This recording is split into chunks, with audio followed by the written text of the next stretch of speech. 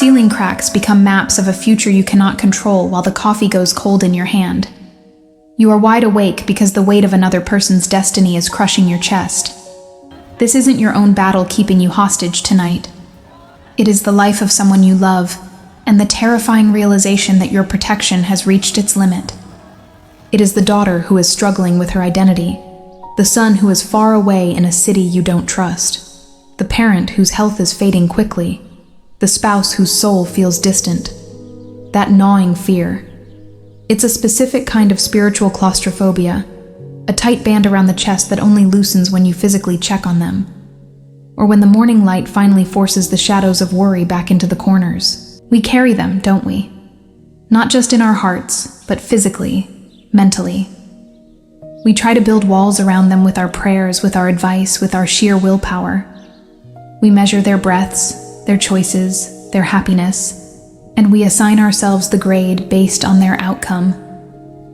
And when they stumble, when they make the wrong choice, or when fate strikes them with something we couldn't possibly deflect, and we feel the failure, the profound, sickening failure, as if we missed a critical guard duty. This is the highest form of love, perhaps. This frantic, sleepless, self-sacrificing anxiety. But it is also the most exhausting. It is a love that burns the vessel holding it. You feel, deep down, that if you just worry harder, if you just pray more specifically, if you just intervene one more time, somehow the universe will bend to your will. But the control slips away, doesn't it? Like fine sand. The older they get, the further they move, the more fiercely independent their souls become, the more desperate your grip becomes. And the desperation isn't love, it's fear. Fear that they will be lost. Fear that your efforts were insufficient. Fear that they will face a pain you cannot absorb for them. This is the truth of the human condition when standing before the fate of those we cherish. The absolute, terrifying realization of our own limited power. We try to be their shield, their guide, their absolute source of safety. But we are only human. Fragile, easily distracted, prone to error. And the world is vast and cold and unpredictable. The temptations are sharp. The trials are heavy. And you, the loving protector, are forced to watch from a distance, sometimes from a great distance, and the struggle, the pain of watching someone you adore make a mistake, knowing the consequence, but being unable to reach across that gulf and pull them back to safety. That is a spiritual agony few sermons address directly. You are not meant to carry this weight alone.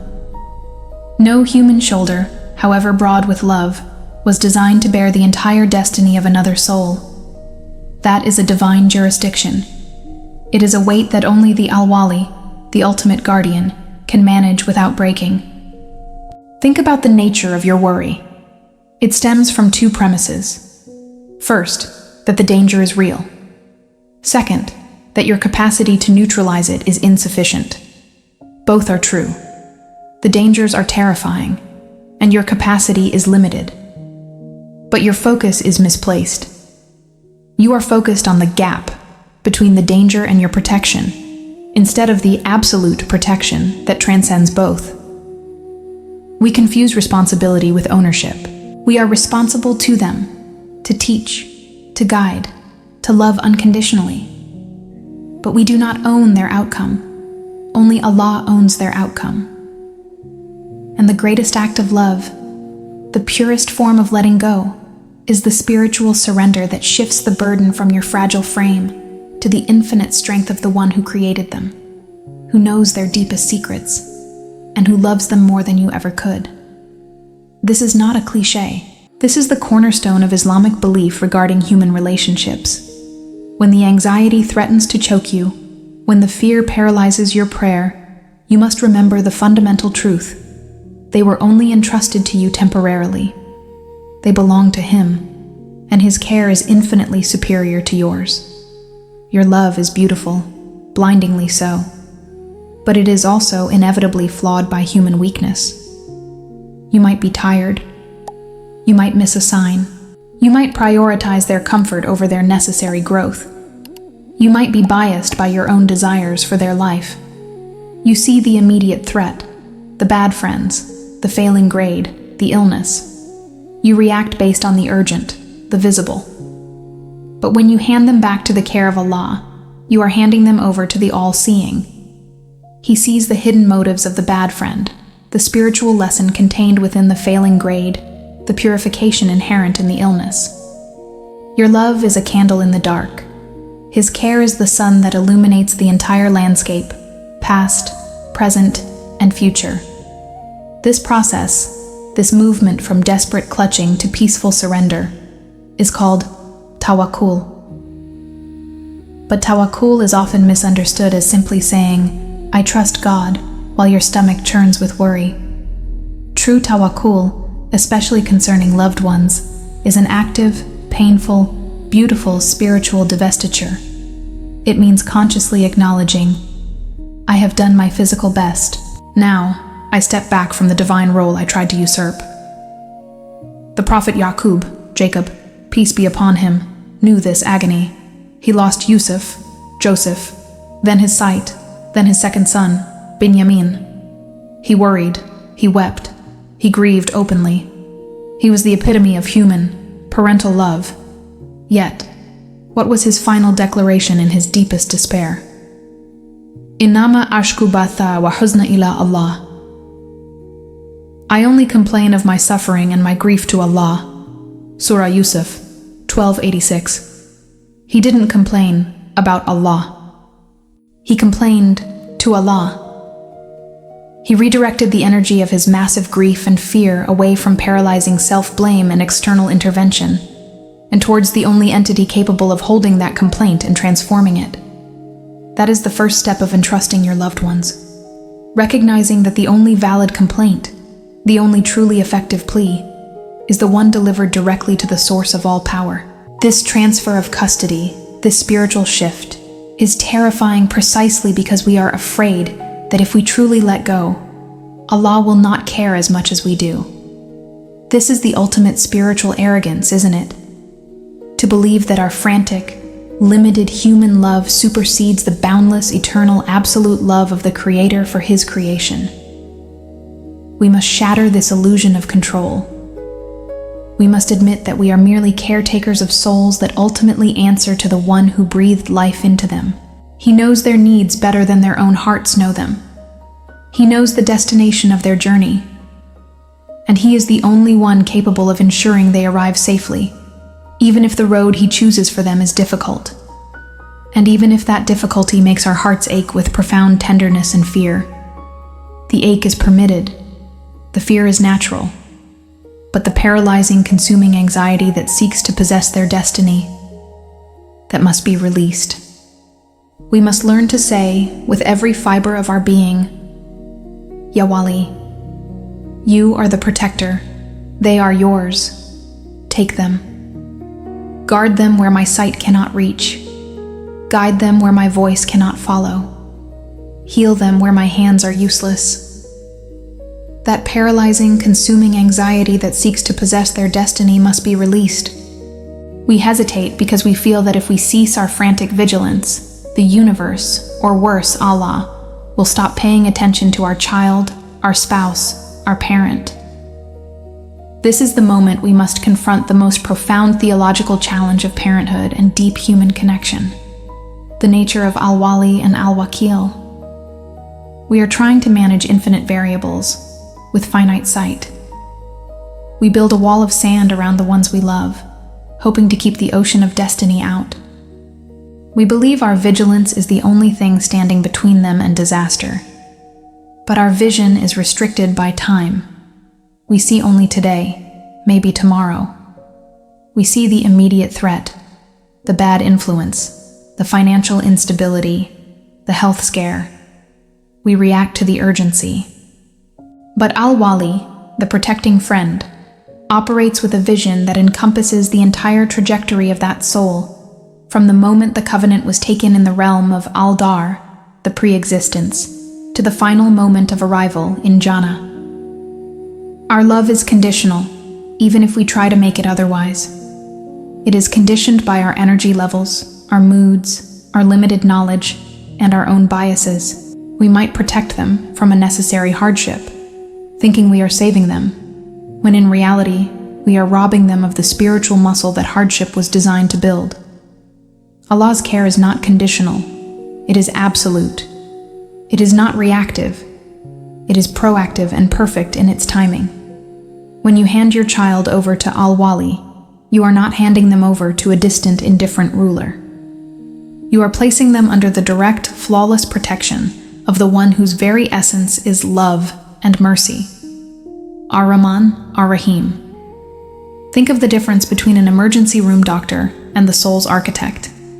The doctor sees the immediate injury and treats the symptom. The architect designed the human being knowing exactly which stresses were required to strengthen the foundation, which heat was needed to temper the steel of the spirit. We worry about the thorn, but he sees the rose it will become. We see the broken bone, but he sees the alignment and the resulting strength after the healing. This transfer of custody is formalized in the profound utterance that acts as the spiritual antidote to all fear. Hasbunallahu wa ni'mal wakil. This is not a casual prayer. This is a declaration of spiritual bankruptcy of the self and infinite trust in the divine. It means, Allah is sufficient for us and the best disposer of affairs. To understand its power, we must look at where this statement was first used in the Quran. It wasn't uttered during a moment of calm reflection. It was revealed immediately after the intense fear and confusion following the Battle of Uhud, a moment when the early Muslim community was psychologically shattered, having suffered immense loss and hearing terrifying rumors that the enemy was regrouping for a final devastating attack. Imagine that terror, that feeling of existential dread, of total vulnerability, of having lost everything. The Quran says of those believers, those to whom people said, "Indeed, the people have gathered against you, so fear them." But it increased them in faith, and they said, Hasbunallahu wa ni'mal wakil. So they returned with favor from Allah and bounty, no ill effect having touched them. And they pursued the pleasure of Allah, and Allah is the possessor of great bounty. Surah Al-Imran, 3173-174. Notice the sequence of events. First, the fear, the gathering of external threats against them, the paralyzing news. Second, the response. Hasbunallahu wa ni'mal wakil. Third, the result. They returned with favor from Allah and bounty, no ill effect having touched them. This phrase is the spiritual mechanism for transferring the weight of the impossible. When you say it concerning your daughter who is struggling with faith, or your son who is lost in addiction, or your mother who is facing illness, you are not just reciting words. You are actively appointing Allah as their wakil, their trustee, their agent, their guardian. What does it mean to appoint Allah as your wakil in the context of your loved ones? A human wakil, a lawyer, an agent, a financial manager, is someone you hire to manage affairs you cannot handle yourself, or affairs they can handle better than you. That human agent might be excellent, but they are limited by time, energy, and human error. They might get sick. They might miss a deadline. They might prioritize another client. Al-Wakil is the trustee who never sleeps, never tires, never forgets, and whose power is absolute. When you say wa ni'mal wakil, and he is the best disposer of affairs, you are acknowledging that the way he will handle their destiny is inherently superior to the way you wish to handle it. You are saying, "O Allah, I have done everything in my power to guide them, to teach them, to protect them. But my hands are short, and my knowledge is incomplete. I now formally divest myself of the burden of their outcome. I appoint you, Al-Wakil, as their ultimate protector and guide. Handle their affairs as only you can." This is the ultimate expression of love, because it is the ultimate act of humility. It means admitting, my love, while fierce, is insufficient to guarantee their safety in this life and the next. Only His protection is perfect. The moment you make that declaration with sincerity, the burden shifts. The churning in your stomach, the obsessive thoughts, the need to constantly intervene and control. These are the symptoms of your soul trying to carry a weight meant only for the divine shoulders. When you surrender, you are not surrendering them to avoid. You are surrendering the anxiety surrounding them to the infinite. You are trusting that the love that created them is not less, but infinitely more than the love that merely raised them. This surrender doesn't mean apathy. It doesn't mean stopping your prayers or abandoning your efforts. No, the work continues. You continue to pray, you continue to counsel, you continue to show up. But the quality of your effort changes. Instead of working from a place of desperate, draining fear, if I don't fix this, they will be ruined, you work from a place of peaceful, energized duty. I do this because it is my responsibility, but the outcome is in the hands of the best disposer of affairs. Your actions become purer, less clouded by self-interest or fear of social failure. You are acting as a faithful steward, not a desperate owner. The energy that was previously consumed by worry is now redirected into profound, focused, specific prayer, dua. Take a breath here. This weight was never yours to bear alone. If this message is helping you find peace, consider joining our community. It keeps this light visible for others. The transition from the human-centered approach to the divine-centered approach is the difference between trying to paddle a tiny boat across an angry ocean alone and stepping onto a vast, perfectly guided ship operated by the master of the seas. We are terrified of the space between letting go and seeing the result. That space, that gap of uncertainty, is where Tawakkul must live. It is the spiritual equivalent of closing your eyes and stepping off a cliff, knowing that the only thing supporting you is the promise of Al-Wakil. And what is the promise? The promise is not that the path will be easy. The promise is that they will return with favor from Allah and bounty, no ill effect having touched them. The promise is that their final destination will be secured, even if the route involves winding detours that break your heart for a season. When the fear grips you next, do not argue with the fear itself. Do not try to reason it away. Simply redirect the energy of that fear, that panic, that love, back to the source.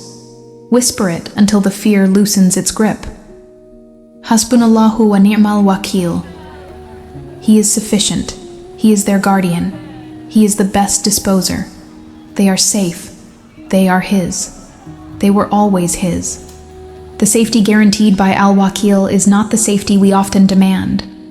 A soft life, free from pain, inconvenience, or disappointment. That is the safety of a gilded cage, often spiritually fatal. The safety promised by the divine trustee is the safety of the soul, the secure passage toward its ultimate purpose. This requires us to radically adjust our definition of protection. And when you appoint Allah as the guardian of your child, your parent, your spouse, you are signing over the management of their destiny to a wisdom, hikmah, that operates on a scale you cannot possibly perceive. You are seeing a single frame of a cosmic film and panicking because the lighting is harsh or the scene is violent. Al-Wakil sees the entire arc, the meaning of the harsh lighting, the necessity of the temporary violence for the final glorious resolution. We look at our children and pray. Keep them comfortable. Keep them happy. Keep them successful in the eyes of the world.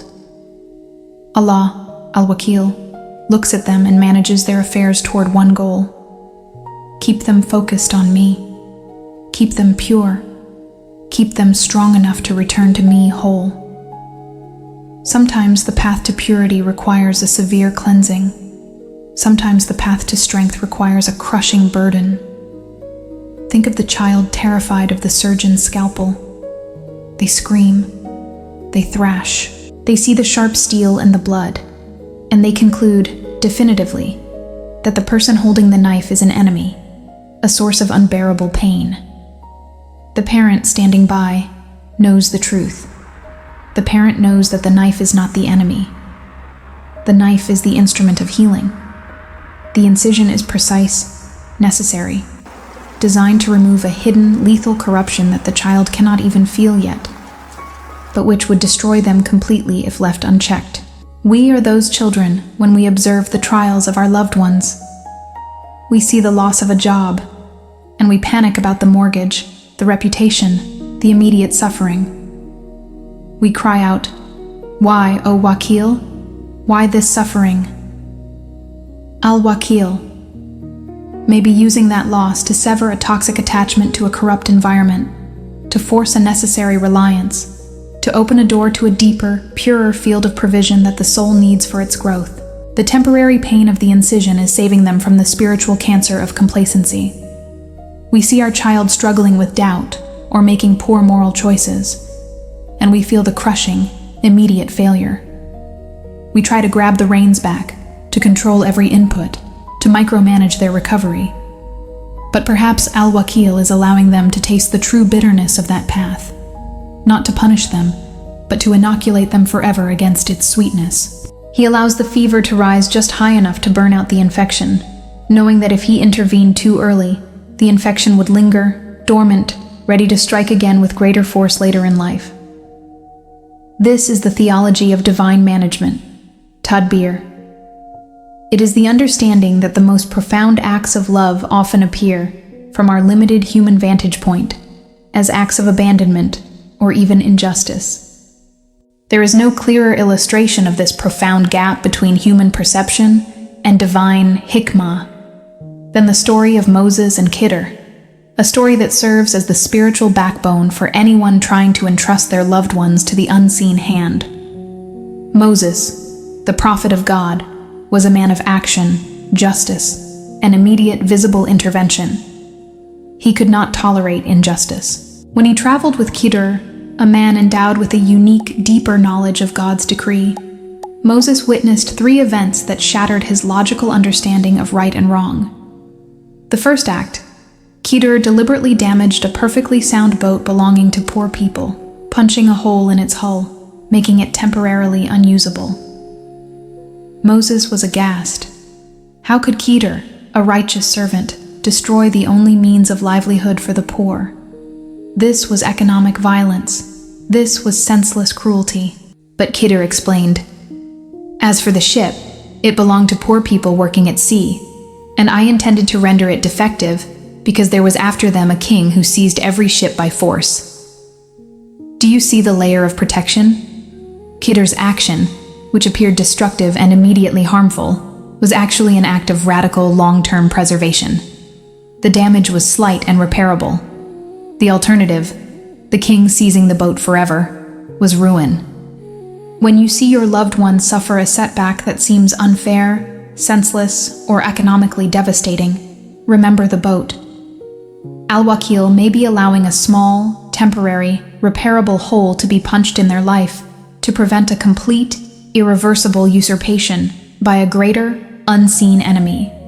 It could be the protection of their faith, their dignity, or their ultimate freedom from spiritual slavery. The second act, Khidr killed a young boy. This is the ultimate, intolerable injustice for a human heart. Moses could not contain his outrage. This was murder. Khidr's explanation was devastatingly simple, yet eternally profound. And as for the boy, his parents were believers, and we feared that he would overburden them by transgression and disbelief. So we intended that their Lord should substitute for them one better than him in purity and nearer to mercy. The boy was destined to become a source of unbearable spiritual and emotional suffering for his believing parents, potentially leading them astray through their overwhelming love and despair. Al-Wakil intervened, not to deprive the parents, but to protect their faith and secure their final destination, promising them an exchange that was infinitely better. This is the hardest truth of Tawakkul. Sometimes, the very thing we desperately cling to, a relationship, a trajectory, a specific outcome for our child, is the obstacle to their greatest good, and the greatest good of the family unit. The divine surgeon removes the potential source of spiritual infection, even if the removal is excruciatingly painful in the moment. When you entrust your loved ones, you are trusting Al-Wakil to manage their affairs based on the knowledge of their ultimate destiny, not just their current comfort. You are trusting that he knows which potential futures must be averted, even if those futures look outwardly promising to your fearful eyes. The third act, Khidr rebuilt a crumbling wall in a village where the people had refused them hospitality. Moses wondered why Khidr would expend energy helping people who had been so stingy and rude. It seemed like rewarding bad behavior. Khidr revealed the hidden reason. And as for the wall, it belonged to 2 orphan boys in the city, and there was beneath it a treasure belonging to them, and their father had been righteous. So your Lord intended that they should reach maturity and extract their treasure, a mercy from your Lord. The immediate, visible act, rebuilding a wall for rude people, masked the deep, unseen protection of the vulnerable, orphans, and the honoring of a righteous ancestor, the Father.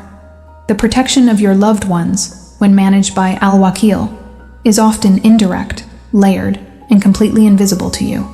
The blessing you see today, the stable job, the timely help, the unexpected peace, may not be a reward for their current actions, but a direct consequence of the righteousness of a grandparent, a great aunt, or a historical chain of faith that Al-Wakil honors. This is the core of true surrender, the acceptance that you are not capable of tracking the complex interwoven tapestry of divine justice, mercy, and hikmah. You simply cannot see the king coming to seize the boat, the spiritual danger posed by the rebellious child, or the hidden treasure waiting under the wall. Your job, therefore, is not to manage the outcome. Your job is to manage your heart, to keep it steady, anchored in the certainty that the one managing the affairs is the best manager. The anxiety, the obsessive checking, the sleepless nights, these are the heart's desperate attempts to take back the scalpel, to repair the boat immediately, to demand the timeline we prefer.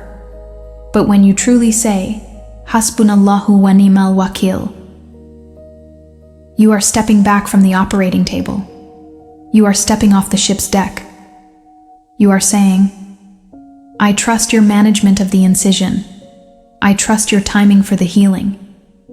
I trust the protection beneath the crumbling wall. This doesn't mean you stop praying. No, you pray with greater intensity, but your prayer changes its nature. It shifts from the prayer of demand, fix this immediately, exactly as I see fit, to the prayer of alignment. O Wakil, grant them what is best for their deen and their ultimate return to you, and grant me the strength to witness your management with patience and acceptance. This is the most powerful spiritual act you can perform for those you love.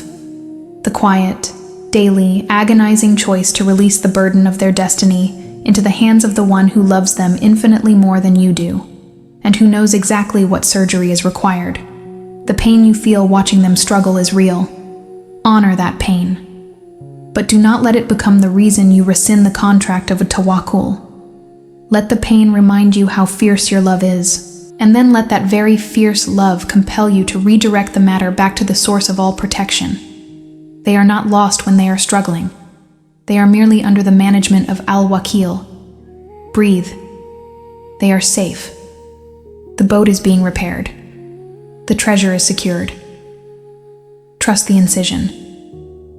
The difficult question. The one that claws at the back of the throat during the sleepless hours is, how do I trust the incision when I see the blood? It is easy to intellectually agree that Al-Wakil knows best when the outcome is positive, when the struggling child finds their way, when the difficult marriage resolves peacefully. But when the struggle deepens, when the choices become destructive, when the distance between your heart and theirs stretches into an unbearable chasm, that is when the contract of tawakkul is truly tested. The human heart is designed for attachment, for protection, for immediate visible rescue. Our love is a fierce gravitational force, constantly pulling us toward intervention, toward seizing the reins back, even when we know we are ill-equipped to drive the chariot of their destiny. We feel that if we are not actively micromanaging every potential outcome, we are somehow failing in our duty. This is where we must distinguish between our legitimate human effort, asbab, and the divine outcome, qadr. Think of your role not as the captain of their ship, but as the lighthouse keeper. The lighthouse keeper has a sacred, non-negotiable duty to keep the light burning. He must clean the lenses, trim the wick, ensure the fuel is pure, and meticulously maintain the machinery. He must perform his asbab with absolute diligence. The light, in this metaphor, is your consistent dua, your patient guidance, your unconditional love, your modeling of righteousness, and the provision of a safe harbor, a stable home, a listening ear. This is your responsibility. This is the extent of your control. But the lighthouse keeper does not control the storm. He does not control the currents of the ocean. He does not control the decisions of the captains sailing by, whether they choose to heed the light, whether they sail too close to the rocks, or whether they are carried safely by a gentle tide. That storm, that current, that ultimate trajectory, that belongs to Al-Wakil. The anxiety, the intrusive thoughts, the compulsion to control. These are the lighthouse keeper's frantic attempts to jump into the raging sea and physically swim out to push the ship away from the rocks. It is a desperate, illogical act, born of overwhelming love and fear. It is a guaranteed way to exhaust yourself, drown your own spiritual life, and still fail to move a vessel that is subject to forces far greater than your individual strength. When you truly entrust your loved one to Allah, you are essentially saying, "My light is burning, O Lord. I have done my asbab. Now, I surrender the management of the storm and the ship to you. Let your currents guide them, because your guidance is infinitely more precise than my panicked swimming." The beauty of this surrender is that it cleanses your dua. When we are consumed by control, our prayers are often laced with demands. Make them do X. Prevent Y from happening. Force this specific outcome. These are prayers of resistance against qadr. When we surrender, our prayer transforms into a pure supplication for alignment. O Al-Wakil, grant them the strength to navigate the storm, and if this current, this struggle, this bad choice, is necessary for their ultimate spiritual rectification, then sustain them through it, protect their deen, and grant me the faith to trust your wisdom. We forget that sometimes the greatest act of divine mercy is allowing a person to hit a small, survivable rock now in order to avert a catastrophic iceberg later. The pain we witness is often the necessary friction required for genuine spiritual growth. The only way a soul truly learns the gravity of consequence, the true sweetness of repentance, and the desperate need for the divine rope. If you intervene too much, if you constantly shield them from the natural consequences of their trajectory, you may well be robbing them of the very lessons Al-Wakil is trying to impart. You become the obstacle to their maturity, the dampener on their spiritual fire. I know this is excruciating to hear. It feels like spiritual negligence. It feels like abandoning them on the precipice. But it is exactly the opposite. It is the highest form of confidence in the divine. It is saying, "They are not safe with me, they are safe with you." The story of the prophet Yunus, Jonah, peace be upon him, offers a profound insight here. When he was swallowed by the whale, in the absolute darkness, cut off from all human aid, he made the perfect dua of surrender. La ilaha illa anta, subhanaka inni kuntu minaz zalimin. There is no deity except you, exalted are you. Indeed, I have been of the wrongdoers. He didn't demand to be spat out immediately. He acknowledged his own failing and glorified God's perfection. It was only after this absolute surrender, in a state of total helplessness, that Al-Wakil managed his rescue.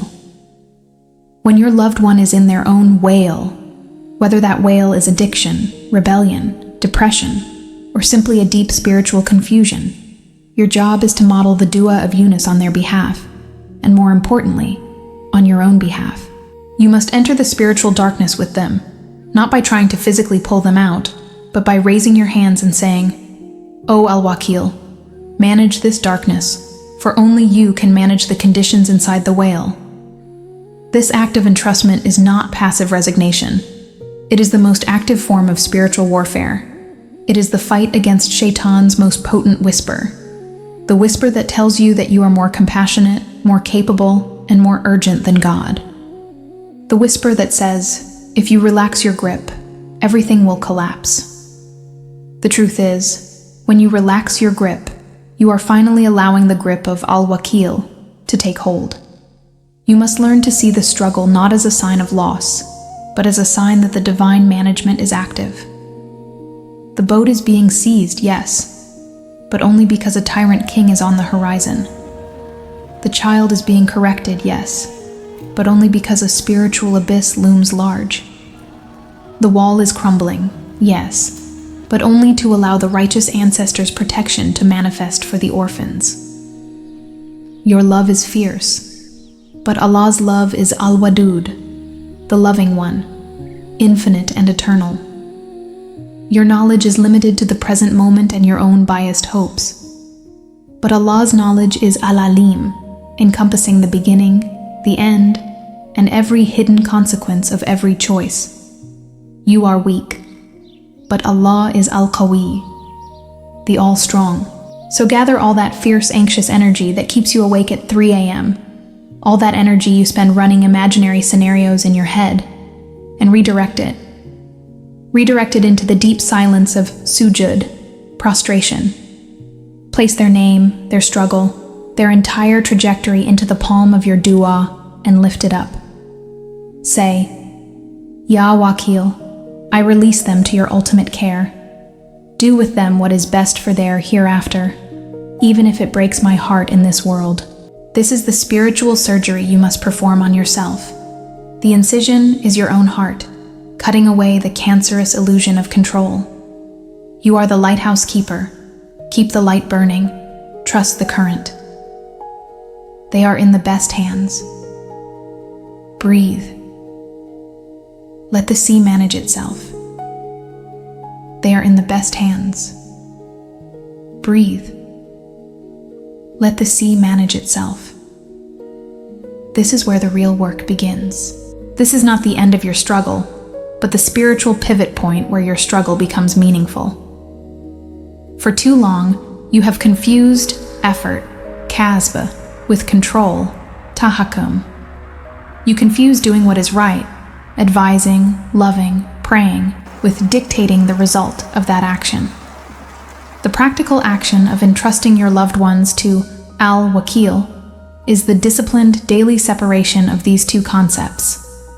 Your kasb, your outer effort, must remain pure and focused on your duty.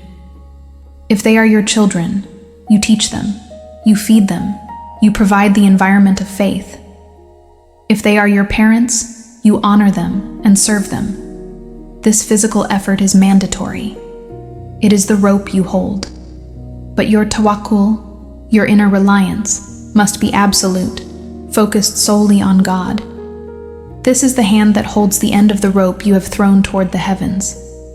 When you have done your kasb, when you have spoken the loving word, set the necessary boundary, or simply made the dua, you must then spiritually, physically, and mentally step back from the outcome. This stepping back is the most difficult spiritual exercise in the human experience. It feels like a physical pain in the chest, a withdrawal symptom from the addiction of micromanagement. You must train your mind to stop running the scenarios. Stop revising the lecture you gave them last week. Stop calculating the long-term damage of their current path. Why? Because those calculations are based on your limited knowledge. Al-Alim is God. Those revisions are based on your limited power. Al-Qawi is God. Instead, redirect that immense, agonizing mental energy into the only space where it has infinite power, the space of dua and the state of sabr.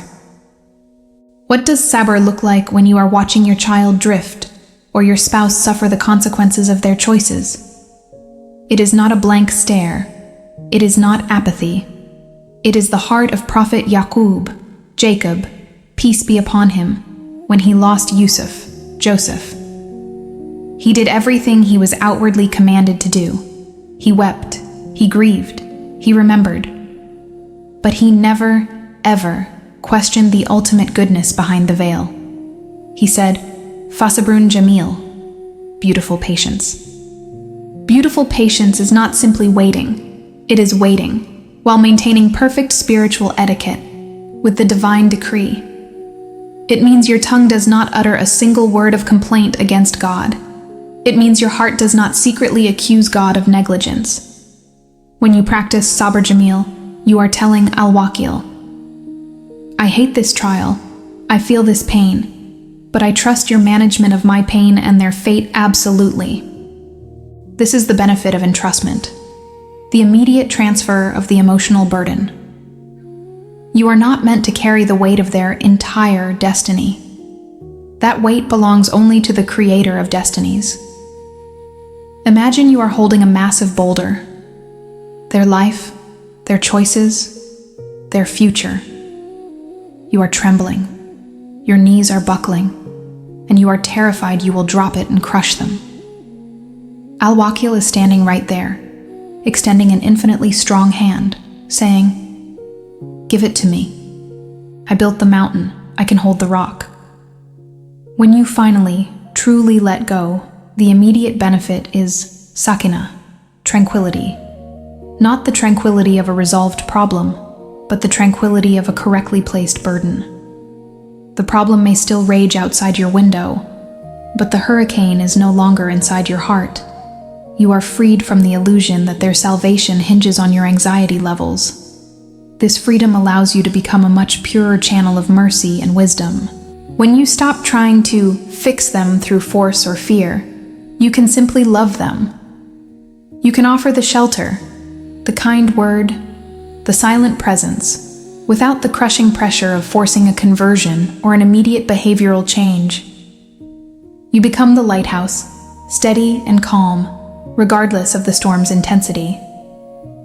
The practical steps for this radical spiritual release are simple, but require relentless repetition. First, the daily morning surrender. Before your feet hit the floor, dedicate the day and every person you love to Al-Wakil. Say, perhaps, the Prophet's dua for protection. Allahumma inni a'udhu bika min al-hammi wal-hazan. O Allah, I seek refuge in you from anxiety and sorrow. Specifically, name the loved one and the specific anxiety. Then immediately follow with the declaration of entrustment. O Manager, I place in their current struggle under your direct management for the next 24 hours. I do not take them back until the next morning. Second, the boundary of silence. When the anxiety about their choices screams in your mind, practice the discipline of silence. Do not engage the thought. Do not spin the scenario. Instead, replace that anxious loop with the dhikr, remembrance, of Al-Wakil. Repeat, Hasbunallahu wa ni'mal wakil. Sufficient for us is Allah, and He is the best disposer of affairs. This is the spiritual shield against the whisper of control. Every time the enemy whispers, what if they fail? You respond, Hasbunallahu wa ni'mal wakil. Third, the focus on your own vessel. You cannot pour from an empty cup, and you cannot guide a ship if your own anchor is dragging. The most powerful thing you can do for your loved one is to intensely focus on your own spiritual alignment. Perfect your prayer. Increase your remembrance. Seek closeness to God for your own sake. When your connection is strong, your dua is heavier, and your presence is a reflection of sakina. Think of the prophet Musa, Moses, peace be upon him, when he was in the most terrifying situations, facing Pharaoh, crossing the sea. He never worried about Al-Wakil's capacity. He worried about his own fidelity.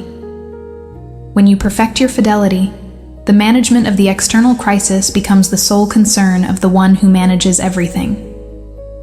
This is the ultimate confidence. This is the highest form of spiritual parenthood, or spousehood, or friendship. It is the recognition that human love, however fierce, is a fragile, conditional thing, whereas divine love, al-wadud, is the very substrate of existence. You are not abandoning them. You are elevating them. You are moving them from the realm of human limitation where mistakes are inevitable and consequences are often harsh, into the realm of divine mercy, where even the consequence is calibrated for ultimate good. Your heart will ache. That ache is the proof of your love. But let the ache be a reminder, not a commander. Let the ache drive you to the prayer mat, not to the phone. The moment you place their entire being into the hands of Al-Wakil, they are safer than they have ever been. Stop fighting the current. Stop demanding a different sea. Stop trying to steer a ship that belongs to the master of the oceans. Your role is simple now. Keep your light burning. Trust the one who holds the tides. Now go, and let them go. Trust him. He is the best manager. Hasbunallahu wa ni'mal wakil. Leave the heavy lifting to him tonight. Your watch is over. They are safe. Rest now.